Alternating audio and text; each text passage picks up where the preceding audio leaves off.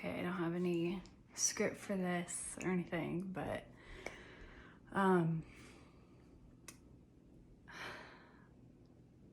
so it's been 2 years since I moved to Texas, actually yesterday, which is pretty crazy because it feels like home, but I don't know. Not that it doesn't feel like home, but I don't feel like I'm here, if that makes sense. I don't know. I think it's probably because of a lot of things. Yeah, I think one of the things that I want to talk about today and just for a little while is how I'm doing.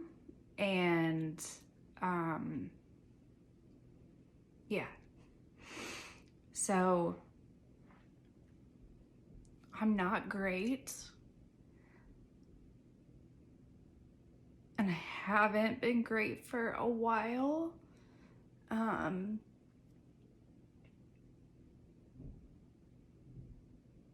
I think it's important to talk about that. A lot of people think that I've been loving Texas and thriving in Texas because I've said I have. And that is true, but that's not the full truth.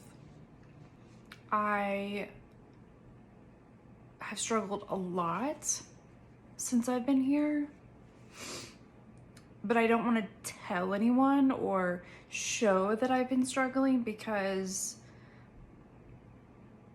that doesn't make me look good, because it makes it look like I don't have my stuff together. And being a perfectionist, I don't like to show my flaws. I don't like to show that I'm failing or feel like a failure. And that's really hard.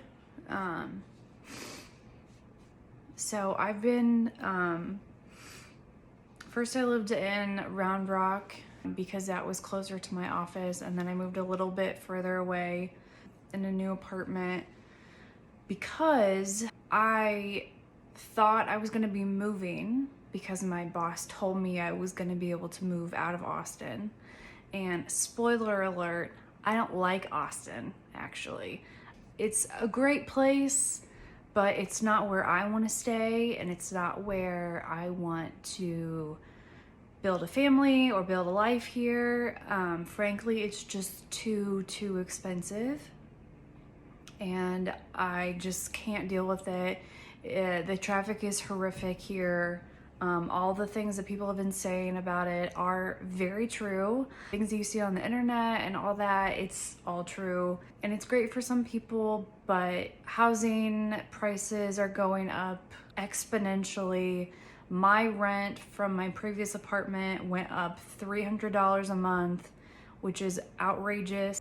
And so normal places don't go up that much, or there's rent control. So that was really hard to deal with. So last minute, right before I had to move out, probably like a month or so before, I had like 1 weekend to find an apartment, and I talked to my boss and I was like, okay, hey, where can I move? Because I actually want to move to South Texas or San Antonio.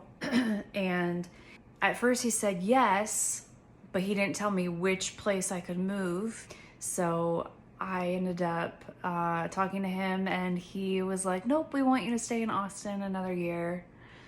I was shocked, and dismayed is a bit dramatic, but I was very frustrated because I had planned on moving, and I had looked at apartments online in both of those places and was ready to go to drive down to one of those places on that next weekend to find a place, and he said no. So that weekend I had to find a place that was reasonably priced. I say reasonably priced, I mean relative to where I live, which is outrageous. So I am paying almost $400 more than what I was paying at my last apartment. I am still in Austin for another year, and I am not thrilled about it, but I'll deal with it. It's not the worst place, but it's definitely, again, not where I want to stay. I think it's important to be honest and talk about my experience. There are just so few people that can relate to how I'm feeling and how I've been feeling. I moved to Texas out of Indiana at the height of the pandemic. The pandemic started in March of 2020. I moved in May of 2020. I got to Texas May 21st of 2020. In His sovereignty, God was it was very apparent that God was orchestrating everything from the moving cube to the dates that I was moving to when my lease was up in my apartment in Indy, all of that stuff. It was by God's grace I was able to move, and I was safe from COVID. I drove my own car down. I had a pod that I packed all my stuff up in. They came and picked it up. They drove it to Austin. And then once I got down here, they were able to just bring it to my apartment. I was able to unload, no big deal. As far as moving was concerned and starting my new job, I have mixed feelings about it, I guess you could say. My apartment was great for the first year. Second year, not so great. My job definitely has its ebbs and flows as far as workflow and workload. It's a brand new position, so it was hard for my department and my branch to accommodate that. They needed help when I first got the job, but as time has gone on, there's been less and less work. It's hard for me to retain what I'm learning because so much of what I'm learning is brand new. I'm working in our engineering department, and I come from a design build background in construction, like commercial construction, ground up offices, industrial buildings, grocery stores, all of those kinds of things. And so going from that kind of a construction to doing primarily just HVAC replacement, lighting retrofits, or lighting replacements, more of like energy conservation, teaching our clients how to save energy, which saves energy costs, save on their utility bills, all those kinds of things. And that's the kind of business that I am in now. So that's been a huge change as well, not just moving down here and switching departments, but just the overall construction and things that we do is very different than what I'm used to. So everything has been new all the time. Vocabulary, vernacular is all new. We don't use, like, design build is basically where you hire architects, civil engineers, structural engineers, all of that kind of stuff to plan and design the building. And then we are the GC and we build the building for our clients. And we don't do any of that.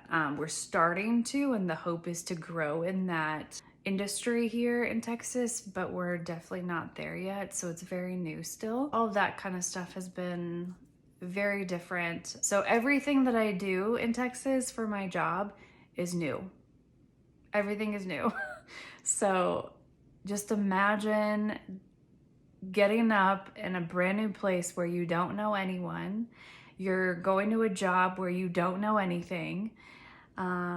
And you can't be good at anything because you don't know how to do anything. That's basically been my life for the last 2 years now. And I think that has been extremely challenging for me in a lot of respects. I struggled a lot.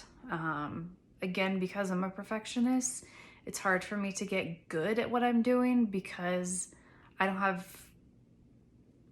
can't learn the way that I'm used to learning, and I didn't have training the way that I normally have training. Usually, like when I had at my previous company, I had about a month or so of just straight training. And when you're here, you learn on the job and you learn as you go. And when you don't have that kind of training, it is very, very hard to retain anything and be able to explain anything to anyone and be able to explain, here's what I've learned so far, this is how I think I'm supposed to do something, because what I'm doing is so few and far between. Like for one task, I could be, working on something for a week, and then I won't do that same type of work for another 3 or 4 months. And that is extremely hard because I'm someone that learns by doing. And if I'm not doing it every day and I'm not repeating that kind of work consistently, I'm never going to remember how to do it. So that's been a huge challenge for me. Some things I have learned to love to do.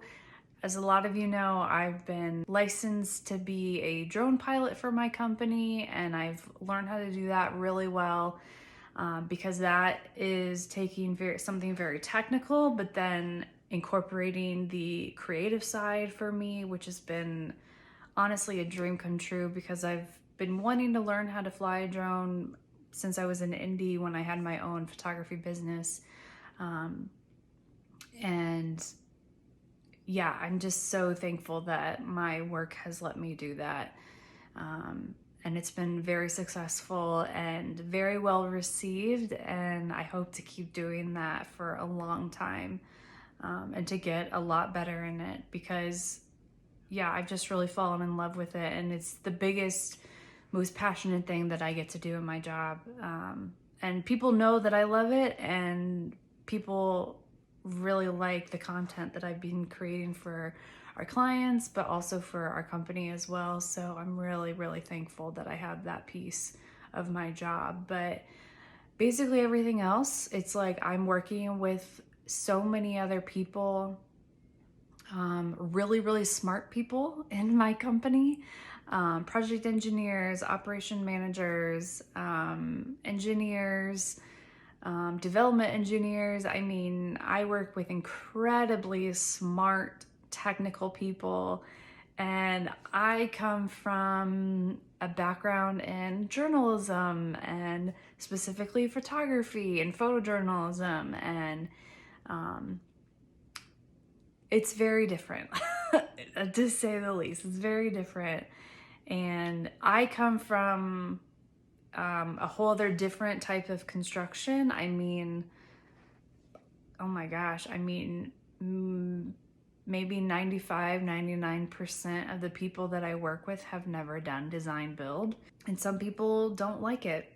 And that's why they're in the business that we're in, which is fine. But it's just hard for me. So it's hard to relate, I guess. Going back to where I'm at right now, coming on 2 years, yeah, I've struggled a lot personally.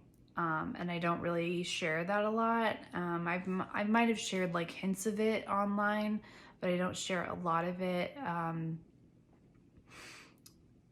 because there's a lot there, I would say. And I think the biggest thing that I don't have is community. And a lot of people are probably like, that's so easy. Go to a church and like you'll find your people. No big deal. Like, why can't you do that? If you've never moved ever, either you've never moved out of your hometown, or you've never moved states, or you've never moved across the country or to a different country, sometimes it's hard for people to understand. I mean, I didn't understand people when they moved into Indiana from other states or from other countries. It was hard for me to relate because that was my hometown and that was my home state. And, I knew so many people. I mean, it's hard for my family to go to Target or the grocery store or wherever it's hard to go to those places and not see someone that we knew, or not see someone we knew of, from elementary school or middle school or something like that, or, went to our church like 100 years ago or something. I don't have that here. I've never had that here, obviously. And yes, I've only been here for 2 years, but 2 years is actually a really long time, and a lot has happened in 2 years. Even during a pandemic, a lot of stuff has happened. As we all know, there's a lot that's been going on. I think for me, Community has always been a huge thing ever since I was little. I mean, so many people that I grew up with, I'm still in contact. We may not be close, but we're still in contact through Facebook or social media, or people that I grew up with at school, still talking to. I mean, one of my childhood best friends, she's gonna be moving to San Antonio later in the year, which is amazing. And so it's like I still have connections through people like that, and I'm so grateful that I can stay in contact with people through social media. But as far as community here, I don't have that. And it's been very hard to find. And again, I think a lot of people are like, just go to the gym, go join this class, go, go to this church, like you'll just find your people, it'll be so easy. And it's like, it's not. Like, guys, it's not. It's just not easy. And as a single person, it is so freaking hard. It's so much harder than when you're married or you're in a relationship, because you're going to these places with someone else, generally speaking. You're going with someone to find community. And I'm sorry, but the church has so many issues, okay? Let's get real here.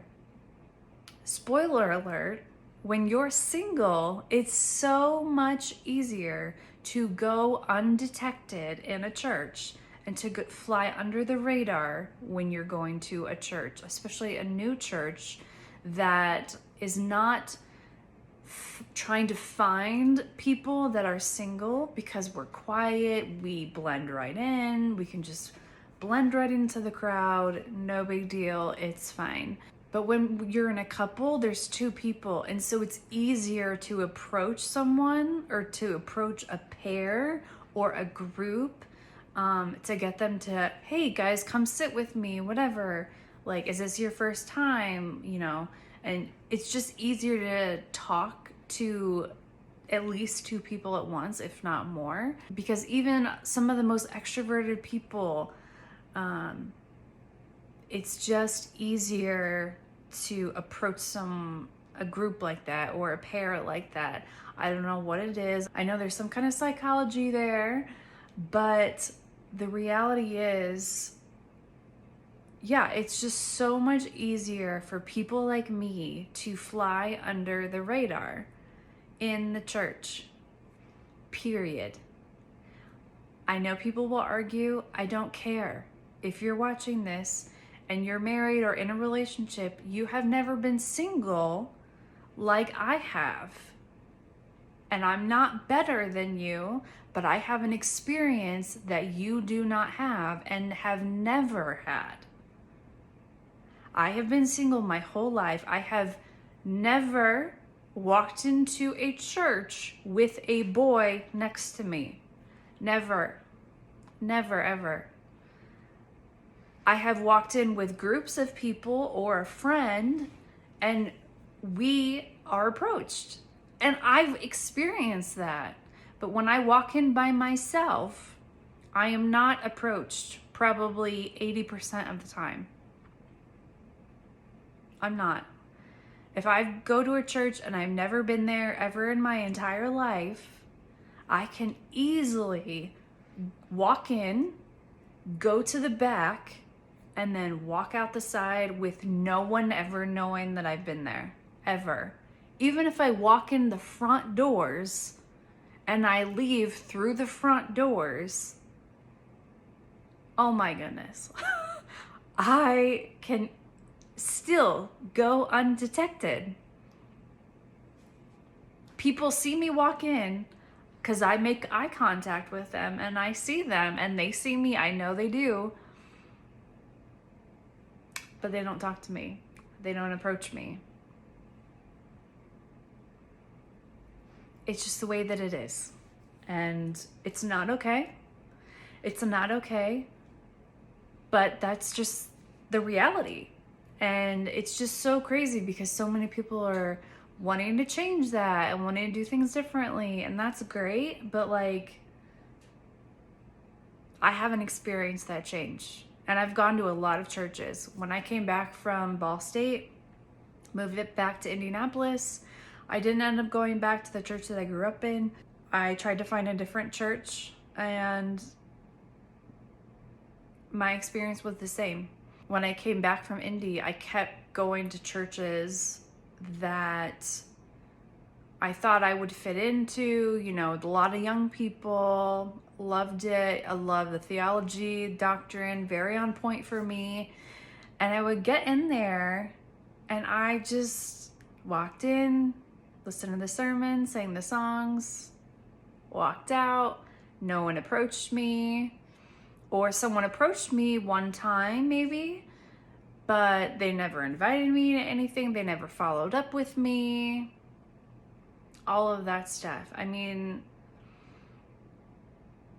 this is my experience, and I know a lot of people are probably like, you're a liar. And I'm not lying, because it happens all the flippin' time. Like, all the time. But anyway, community has been the biggest hurdle for me since moving here.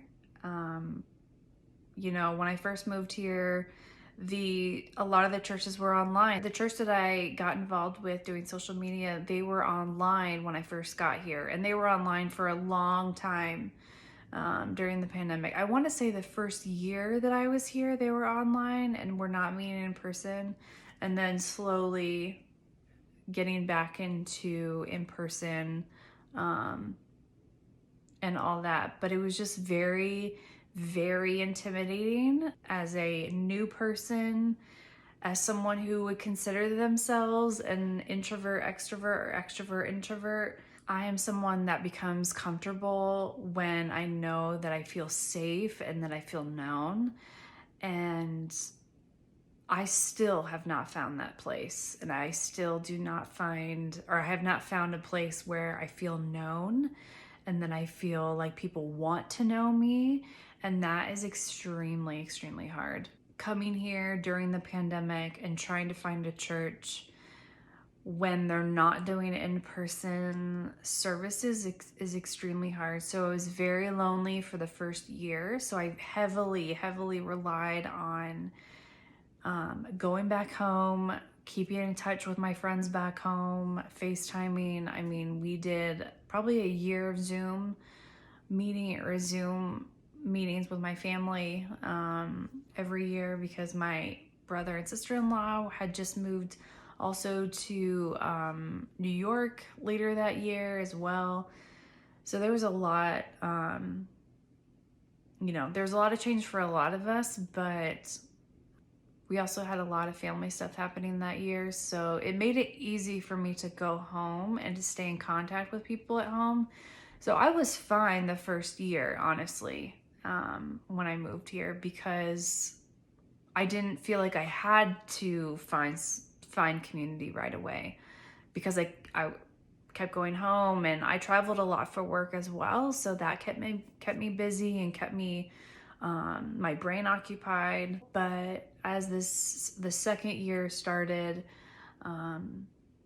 it became harder and harder, because more things started to open up again. And honestly, I became even lonelier, because people kept going back to their lives. And I had a year, not a gap year, but I had a year where I didn't feel the pressure to find community or to find a group of friends right away.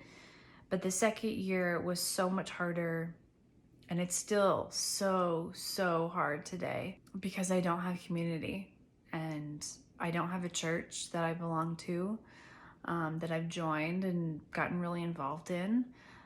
I've just struggled a lot. And probably since like August or September, I've been dealing with depression, like an extreme amount. More so, I've dealt with depression in the past, and dealt with bouts of depression and all of that, and gone through really hard things. But this is just different,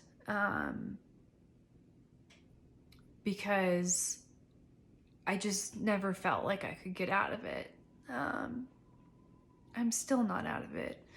And that's just hard. And it's hard to talk about because I don't want to seem sad. I don't want to seem depressed, because I don't like being depressed. I don't like being sad. Even though that is kind of my, my emo thing, I guess. And that's fine. But this level of sadness and loneliness is just, it's exponential. Like, it's so much harder and it's so much deeper than anything that I've ever experienced in my life. And it's just really hard to explain, because it's like, if you've never moved across the country, you've never moved during a pandemic, you've never had to start over, it's hard to explain. But when all of those things are happening all at one time, it's unbelievable, the loneliness that you feel.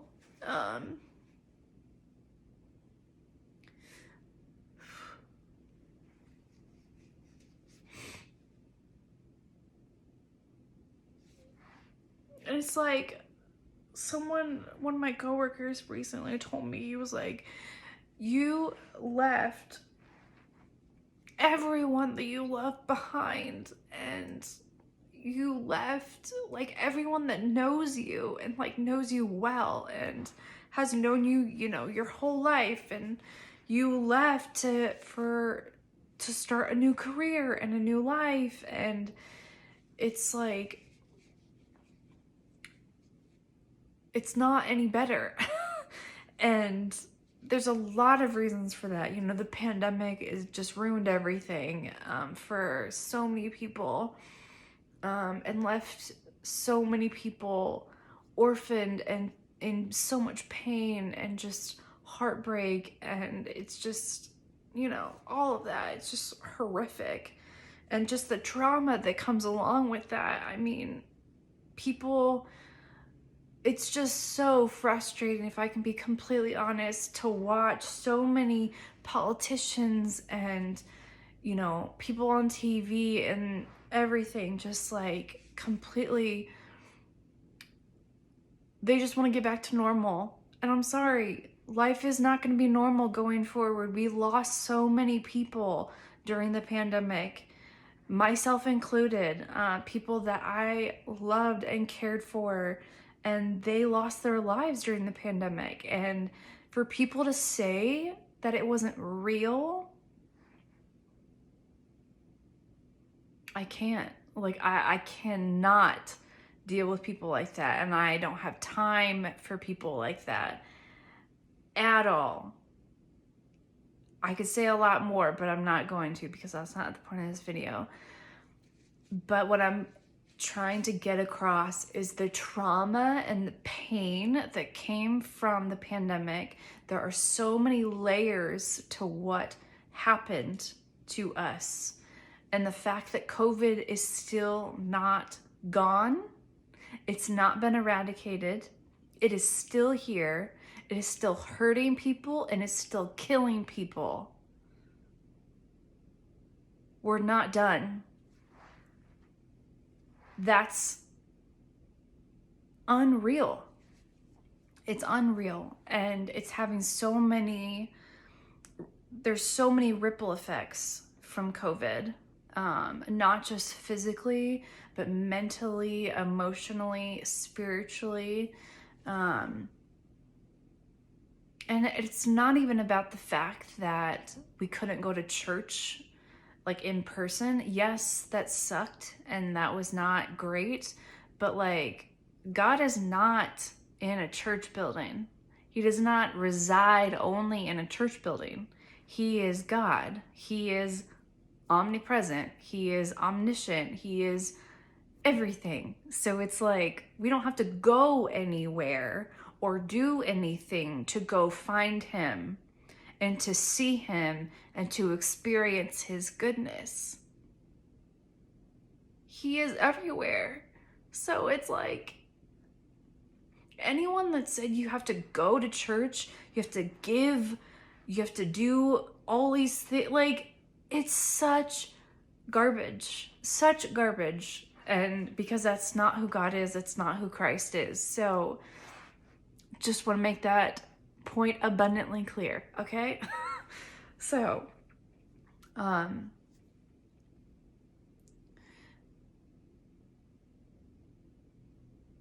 think the pandemic took so much from so many of us, including people we loved and cared about. And I think that is significant, to say the least. I have struggled a lot, and I'm very, very lonely. But I don't want to show it, and I don't want to talk about it because I don't want to burden people with that. And honestly, I don't want to feel like a failure because I feel like I should be so much better off than I am. But I have to think about the circumstances that I'm in, think about when I moved and how I got here. And I think that when I really think about that, it's like, okay, I can give myself some grace because it's been 2 years. That's a long time. I should be farther than I am. I should be farther in my job than I am. But my job currently has no direction. 2 weeks ago, I talked to my boss and explained to him I moved here. I left everyone behind for a new job and a new life, and I am not well. My quality of life is not great. And part of that is, aside from the outside life, personal stuff, what I'm dealing with here in my job, I don't have direction. I have no idea where this job is taking me. I don't, am I going to be an engineer? Am I going to be a project manager? Am I, is this new role going to expand into something bigger or better? I have no idea. And that's what I'm trying to figure out with this job as well. I have no idea what I'm doing and where I'm going with this job. And that's really hard for me because I need to know that I have direction in my life. I need to know that, this is going somewhere. I mean, when you're in a relationship, you want to know, like, okay, so are we moving towards marriage? Are we seeing each other? Are we going to be in a relationship? That kind of thing. Like, what's the long-term goal here? And in my job currently, there's no long-term goal. Like, I have no idea what I'm working towards. And for me and my personality, that does not work. I have to have goals. I have to have things that I'm working towards. And right now in my job for the last 2 years, I have felt like I've been not flailing, but like, that's kind of the imagery, of I've just been treading water and not sure where to swim to. So I'm just been, that's added another layer onto how I've been feeling, because if I don't have structure in my job, which is where I spend at least 40 hours a week, if not more than that, where am I going? And I'm trying to find happiness or trying to find purpose in my job while I'm trying to find a purpose in my personal life and outside of work.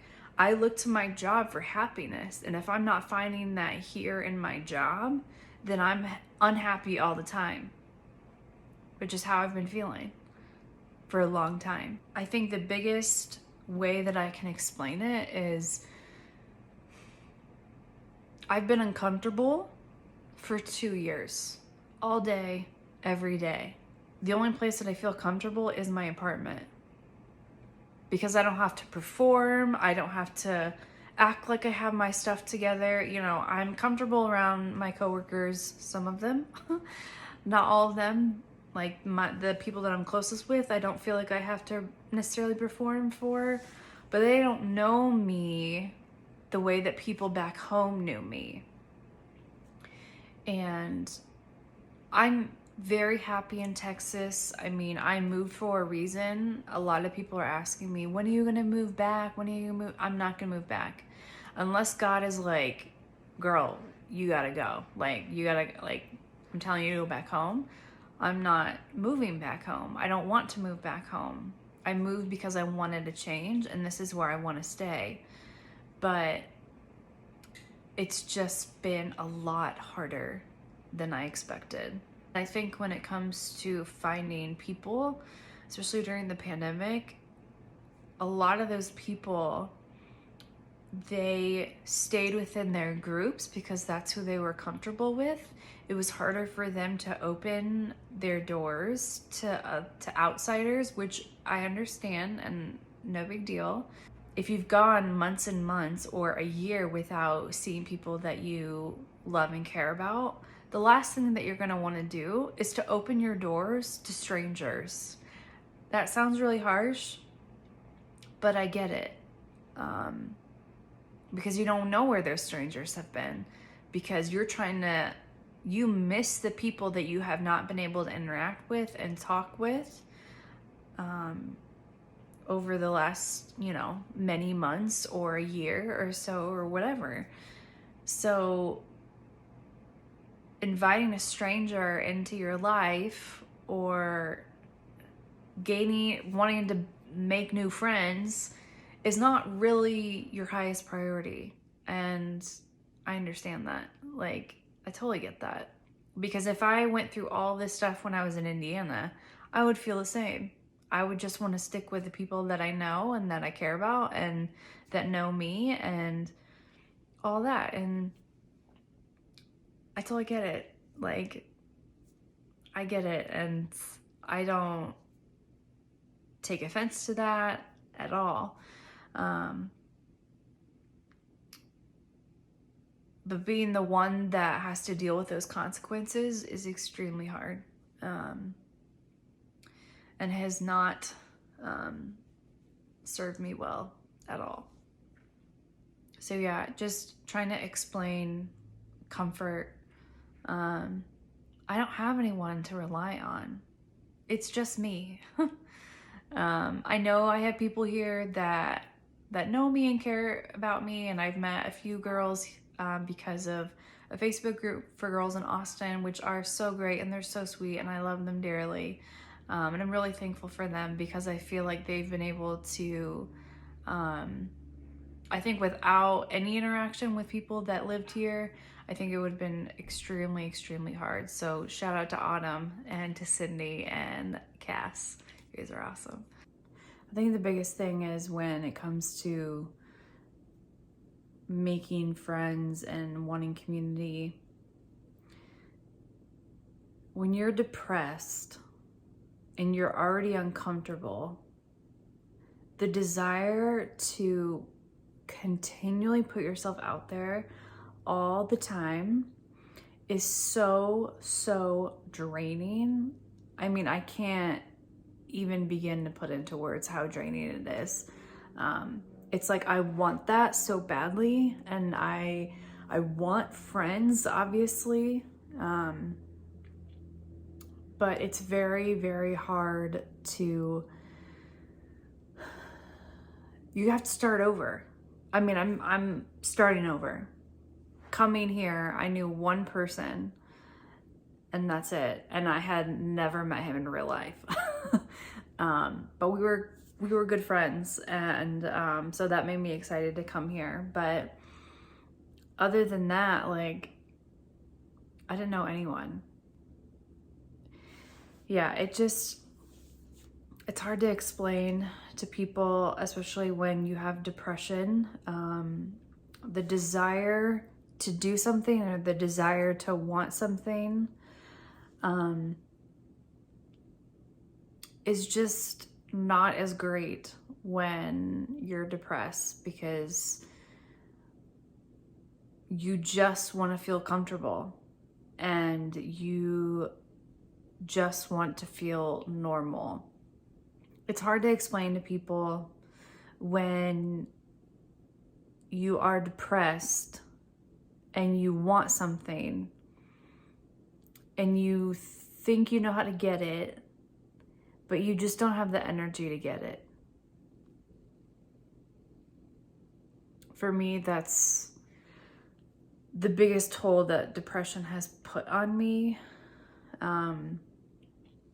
is that I know what I want, and in theory, I know how to get it, but I just don't have the energy or the desire to go after it.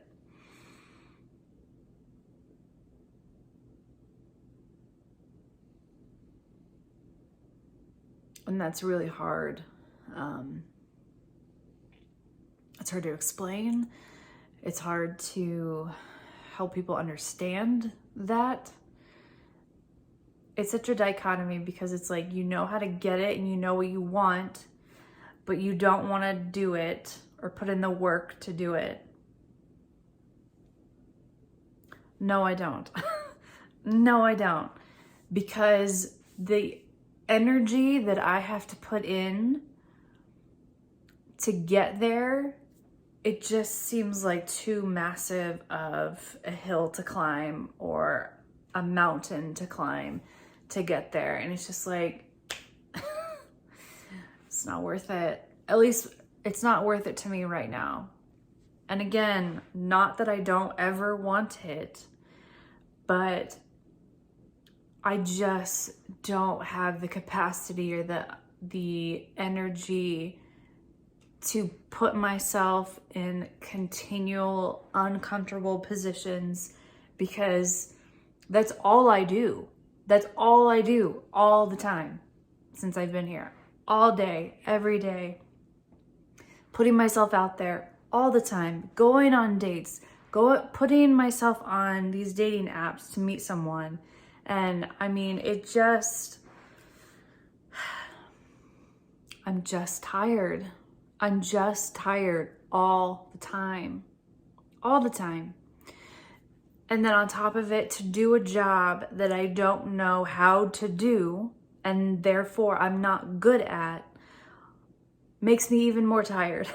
Makes me even more less energetic. It makes me less motivated to do all these other things outside of work, because now I'm not even just doing the 40 hours a week of learning how to do my job or not understanding how to do my job. It's now the other however many hours are in a week, months, years of being uncomfortable and putting myself out there continually. I mean, it's just the most draining process on the flippin' planet. Moving to a new place, moving to a new state is amazing, fun, exciting, scary, all those things. But what they don't talk about or what they don't explain is how exhausting it is if you do not know anyone and you move during the pandemic. Oh dear goodness. I mean, there's not a book on that. You couldn't prepare for that. You don't know what it's like, one, to move across the country, so you have to read books about that. But then moving during a pandemic, are you kidding? And you're moving alone. I moved alone. I still tell people that I meet that I moved here, and then they ask, do you have friends or family here? You moved by yourself? I would never do that. I would never do that. Yeah, and I moved during a pandemic. Ugh. I would never do that. Oh my gosh, I'm too comfortable here. I would never do that. okay. Like, what do you say to that? It's like I feel very strong that I moved here during the pandemic and that I moved by myself, all alone, away from everyone that knows me and loves me and that I love and care about. But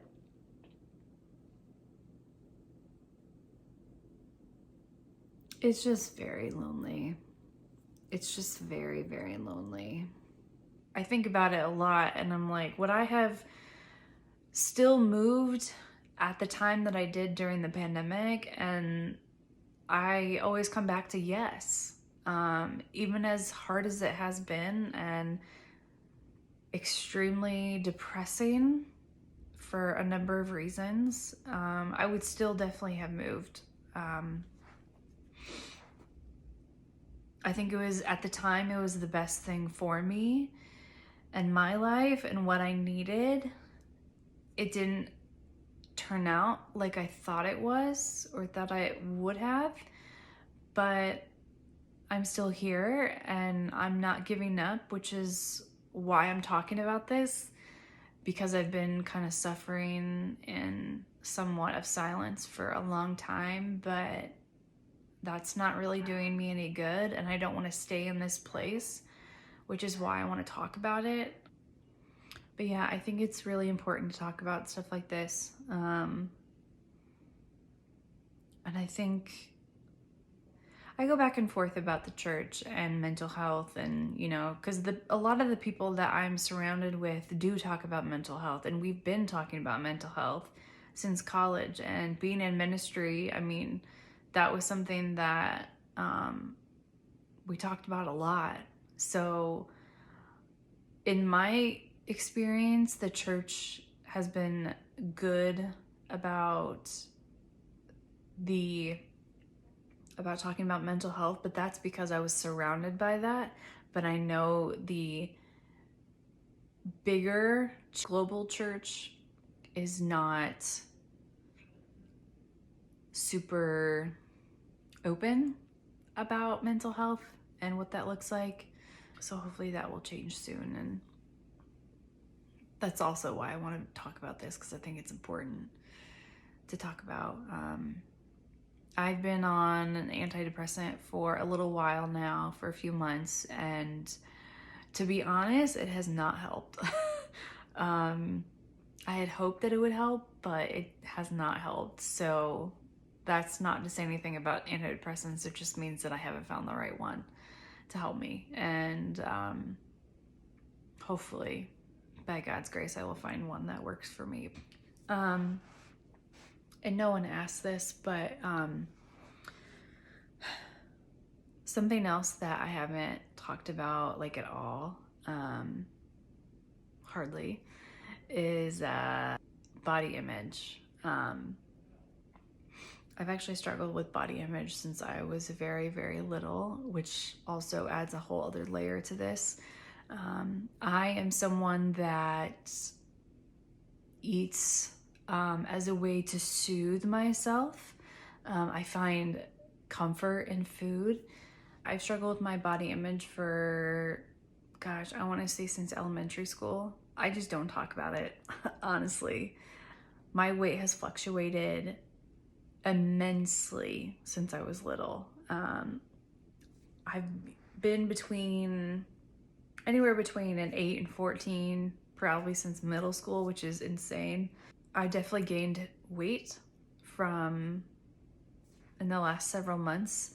It's not a ton. It's not like, wow, it's super noticeable. But it's definitely noticeable for me, which is unacceptable, because I see my stomach as failure. Going back to the perfectionist, I don't like to fail. And so when I see my stomach as failure or my weight gain as failure,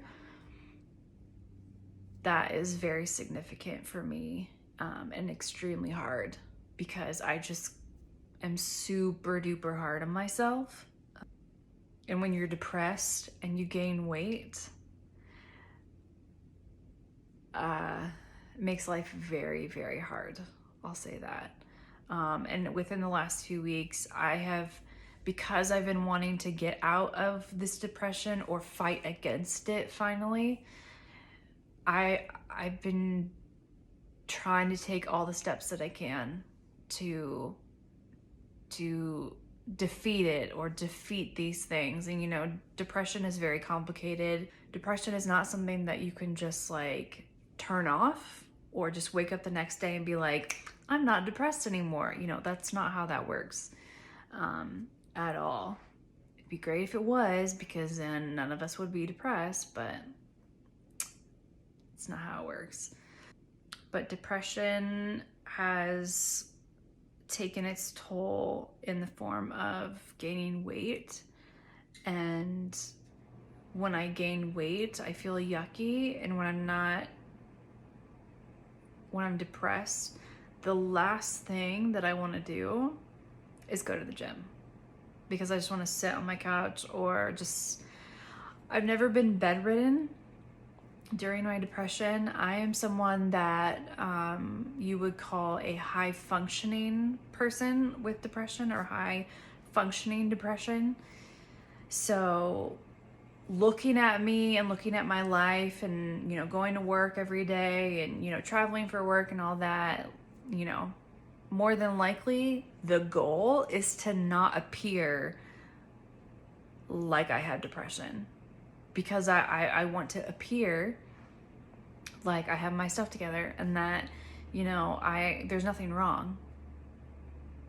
There's nothing wrong at all. I'm just living my life and going to work, and, I'm sleeping not great, but like, I'm not going to tell you that, because why would I? Because then that would be an inside look into my life, and then they'll determine that I have depression, or find out that I have depression, and like they can't find that out. So I'm not gonna tell them that. Like, one of the most frustrating questions for me over the last 2 years has been, what did you do this weekend? I don't know. I did some stuff. I cleaned my house or my apartment, got a car wash, I got groceries delivered, I watched like 8 movies. Not really 8 movies, but maybe. I watched Netflix, and they're like, you didn't do anything with your friends? No, because I don't have friends. Oh, you haven't made friends yet? Why don't you have you gone to a church yet? Yeah, I tried, or have been going sometimes. Okay, moving on. That's kind of how my conversations go with my coworkers or friends back home or whatever, and that's just the way that it is.